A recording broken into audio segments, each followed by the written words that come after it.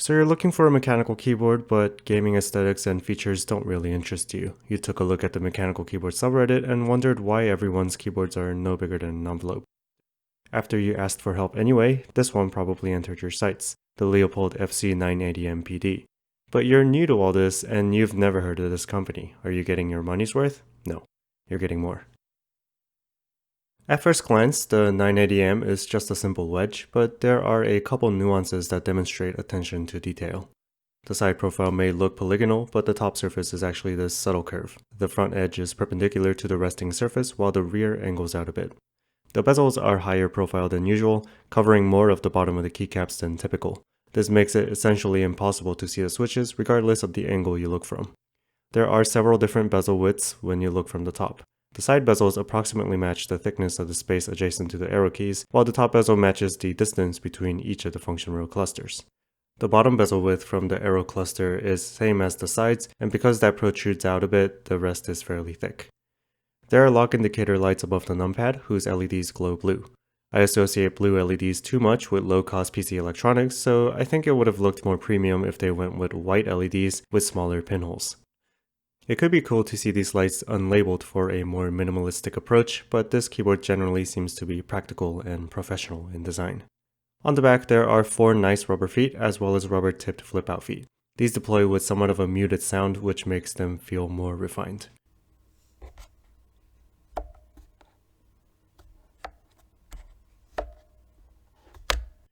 There are cable gutters for routing to left, right, or center, as well as a bank of dip switches that control a couple alternative layout options.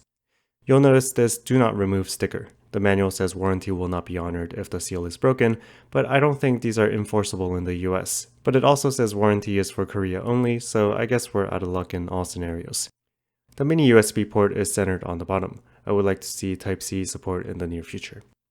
Overall, the case design is simplistic and understated, which I really like. This seamless approach with the top hiding the bottom creates sides that are only interrupted by the cable cutouts. If you're the kind of person who doesn't want to explain a flashy mechanical keyboard to your coworkers, this would draw no attention while remaining attractive to you. The layout used in the 980M is usually referred to as Compact 1800 or 1800 CP. It derives from the original Cherry 1800 layout, which is one row taller with a larger numpad cluster. At 98 keys, we do need to omit a couple dedicated functions when compared to a full size. Notably, there is no dedicated home and end, as well as print screen, scroll lock, and pause break. These are all available on layers, sometimes with redundancy. For example, home and end are available under page up and down, but also under the left and right arrow keys. Page up and down, which do have dedicated keys, are also available under the up and down arrow keys. Leopold didn't need to do this, but the fact that they did shows consideration and understanding of how a keyboard is used in real life. In terms of aesthetics, I think this layout offers the perfect balance between functionality, size, and crowding. The layout known as 96 key, which usually has more than 96 keys, is found on something like the Keychron K4. This is essentially the Compact 1800 that's been squished together. By doing this, you're able to add a couple more keys, as well as save a bit of width, but I don't think it's worth it.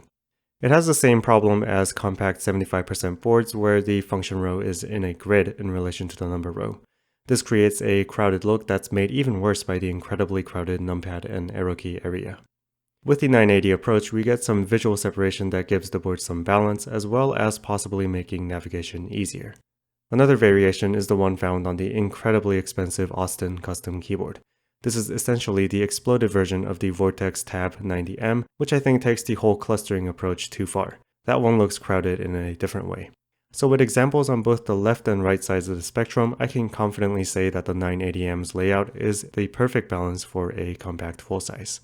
Looks aside, why might you want this layout anyway? The answer is pretty simple. You either do use the numpad often, or you think you do, and you're too scared to jump to a TKL. That's fine though, since there's not much of a sacrifice going with this layout versus a TKL. The primary reason people buy TKLs is to save horizontal space in order to leave more room for the mouse. When compared to that, this is only one column wider while offering 20% more functionality.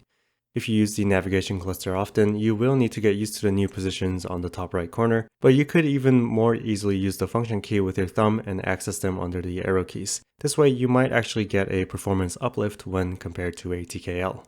The numpad is slightly different from a full-size one in that the 0 key is 1U instead of 2. If you're used to pressing it on the left side, you might find yourself pressing the right arrow key instead. But I think that issue is mitigated a bit by the little bit of separation.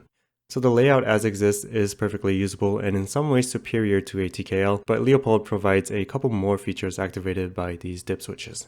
In order of least to most important, the Windows key can be disabled. This is mostly for gaming and is common on other boards as well. The next is the ability to switch the Windows and the Alt keys. I would have said this is for use with a Mac, but the manual says OS X is not supported. Leave a comment down below if you have any ideas. Third is the ability to swap the function and the window keys. I think the logic here is that you might not use the Windows key much and also find the function layer arrows super useful. It's probably more intuitive to have the left hand press down function and the right hand actuate something in the layer. The last is the ability to swap caps lock and control. If you use control a lot, you should give this a try. It's shockingly intuitive. This feature is something that's most notably found on the HHKB as well as the Realforce keyboards, and its inclusion is a sign of thinking about audiences other than gamers. And while enthusiasts have been forced into accepting legends that don't match up with the function, Leopold avoids this by including extra caps. The 980M's layout is perfectly usable and has all the keys that you need, either dedicated or under a layer, or both. Whether you do data entry, programming, or just gaming, this is a very usable keyboard. A distinguishing factor for Leopolds in conversation is their build quality. I usually brush these off because most people recommending keyboards on Discord have not owned one themselves, but I was shocked by how much better this seems when compared to other pre-builts. It's been a while since I handled a larger pre-built, so I was pretty surprised that the box weighed a bit over a kilogram. The material weight for this should be pretty similar to something like a TKL, so I don't think this is particularly heavy. But weight isn't a large factor in determining quality anyway. Let's take a look at what is. In my Tata 68 review, I mentioned that the injection molded case had bright and dark spots. This, on the other hand, has none of that, but rather an even finish across all surfaces. You might think all plastic pre-builts are the same, but clearly they're not. Like the Tata, this comes with some industry-leading keycaps, but we'll get into that in a separate section. The board comes apart by 3 screws. 2 of these are under the flip-up feet and 1 under the sticker. After you undo these, you need to free the 8 clips that join the top and bottom halves. I use a spudger to wiggle the case out of place. I do the rear side first, which seems to be easier. With the top off, you might expect a cable and a daughter board, but you can just pull straight up on the assembly. What reveals is the dip switch daughter board that connects to the main board with pins and sockets. Very elegant solution that maybe requires additional foresight. This connects to the USB port daughter board with the cable that you might expect. The keyboard assembly is about what you'd expect from a pre-built. Black painted steel plate with bent front and rear lips. The plate itself is super stiff, so the mounting doesn't really matter, but it sits on pegs protruding from the bottom case. The PCB is really basic with no footprints for switch LEDs at all, but with the switches facing the correct way. It's also unusually smudgy, but I don't really know what that implies. Under the PCB is this sheet of felt whose intent is probably to deaden noise. There are scenarios where this kind of approach works, but this doesn't really seem like one. Decide for yourself.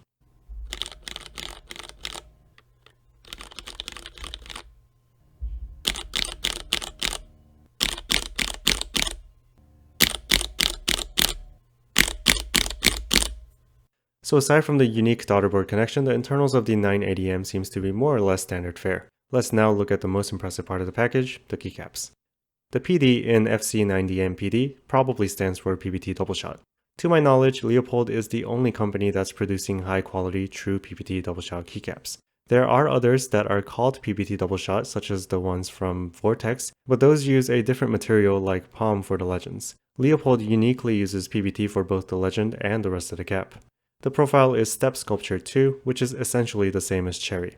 In my Wamir K66 video, I said these were SS2, but really they were OEM. I've posted the corrections there. These are also really thick, and looking at the internals, we can see similarities to the Signature Plastics SA profile. The legend makes up a big part of the internals, and the outer plastic wraps the entire cap. Compared to GMK, the font is generally thinner and smaller. I think it looks a little more modern. There are some caps with side legends. I don't think it'll pick up well on video, but these seem to be pad printed since the legends don't have any texture. The texture is slightly rougher than GMK, but not anything close to Tai Hao. Clearly, these are very high quality, and indeed you can't get anything like them on the market currently. Some people buy these keyboards to transplant the keycaps onto a custom. That's how good they are. Even with all the enthusiast features, we can't escape the OEM construction of the board.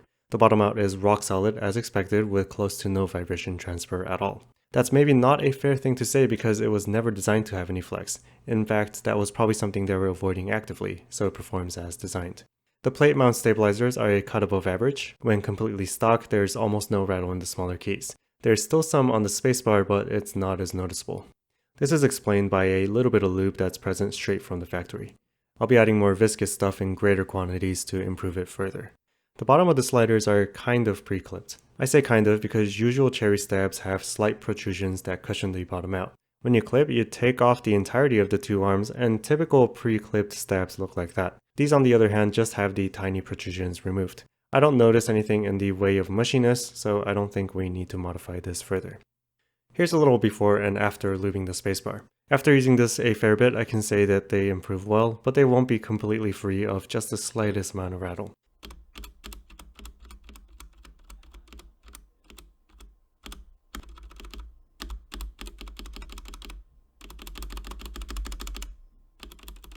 You'll see a comparison in the typing demo, but when compared to GMK, the stock caps have a much bassier sound, as expected from PBT. Just have a listen to the sound they make when I shake them around.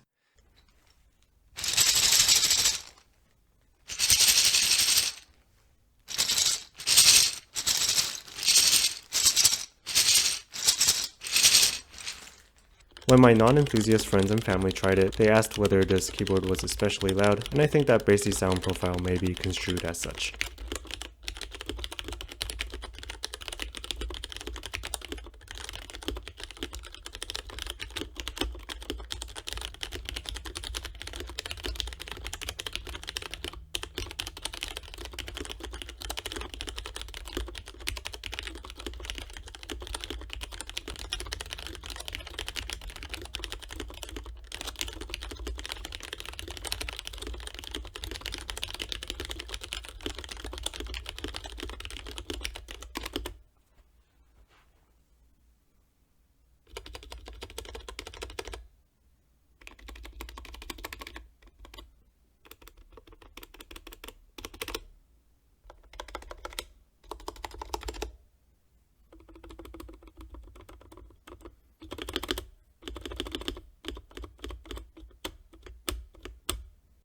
At $120, this seems like a great deal for a great keyboard, but with that comes with a word of warning. This might be too good that if you're trying to get someone into the hobby, they might just see no need after this. With just minor stabilizer improvements, this can be turned into something I gladly use every day, and I wouldn't ever wonder about what it could have been. You are limited to Cherry MX switches, but it's not like Gateron and KL equivalents and other prebuilts offer a significantly different experience. There was a time when real Cherry was inferior to Gateron, but after the retooling, I'd say they compete about on par. The layout is a perfect compromise between functionality and looks, and the keycaps are to die for. The understated design is perfect for a minimalist setup or an office environment. This will set you on course for being content. Had this been my choice over the And Pro, I might not be here making this video.